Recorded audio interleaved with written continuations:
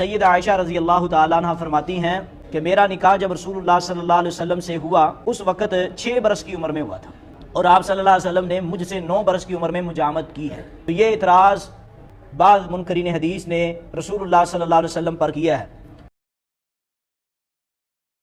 سیدہ عائشہ رضی اللہ تعالی عنہ جب ان کی شادی ہوئی تو شادی سے پہلے وہ 1 مہینہ کسی بیماری میں مبتلا رہے تھے، اور حتیٰ کہ سیدہ عائشہ رضی اللہ تعالی عنہ کے تمام بال جڑ چکے تھے۔ نبی صلی اللہ علیہ وسلم 30 مردوں جتنی طاقت رکھتے ہیں تو ہماری عقل نہیں مانتی، ایک بچی کی عمر بھی 9 سال ہو اور پھر وہ رہی بھی 1 مہینہ پہلے بیمار ہو، اور پھر رسول اللہ صلی اللہ علیہ وسلم کے ساتھ شادی کا معاملہ، یعنی کہ اعتراض کی نوعیت صرف یہ ہے کہ عمر کم ہے اور نابالغ ہے۔ اس بات کا جواب یہ دینا چاہتے ہیں، عرب کی جو آب و ہوا تھی وہاں بچیاں جلدی جوان ہو جایا کرتی تھی اور وہاں بچے بھی جلدی جوان ہوتے تھے، اور کوئی پاکستان میں رہ کے یا کسی ٹھنڈے علاقے میں رہ کے قیاس کرتا پھرے کہ 9 سال کی بچی کی شادی رسول اللہ کی 54 سالہ عمر میں ہو رہی ہے، یہ زیادتی ہے۔ عبداللہ بن عمر اپنے باپ سے عمر بن عاص سے صرف 11 سال چھوٹے تھے، یہ تو رسول اللہ صلی اللہ علیہ وسلم ہے۔ مختلف علاقوں کی مختلف آب و ہوا ہوتی ہے۔ شان بن عروہ نے جب فاطمہ بنت منذر سے شادی کی، ان کی جب شادی کے وقت عمر تھی تو 9 سال تھی۔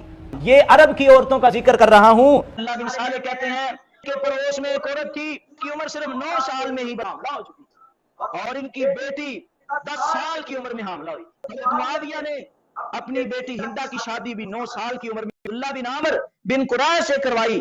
عام رواج کے مطابق رسول اللہ صلی اللہ علیہ وسلم سیدہ عائشہ سے شادی کی ہے، اور شادی بھی نبی علیہ الصلوۃ والسلام کی یہ نبوت والی زندگی میں ہے۔ وما ينطق عن الهوى، اگر یہ شادی بھی ہوئی ہے تو 9 سال کی عمر میں ہوئی ہے، اللہ کی اجازت سے ہوئی ہے۔ اصل میں یہ اعتراض امام کائنات پر نہیں ہے، رب پر اعتراض ہے، اور یہ ترجمہ انہوں نے غلط کیا ہے۔ کہتے ہیں، سیدہ فرماتی ہیں کہ میں آپ صلی اللہ علیہ وسلم نے مجھ سے 9 برس کی عمر میں مجامت کی، تو مجامت کا ترجمہ ہی غلط ہے، رخصتی کے الفاظ موجود ہیں۔ اعتراض کرنے کے لیے پہلے ترجمے غلط کرتے ہیں پھر اعتراض کرتے ہیں، تو اللہ منکرین حدیث سے ہم سب کو محفوظ فرمائے۔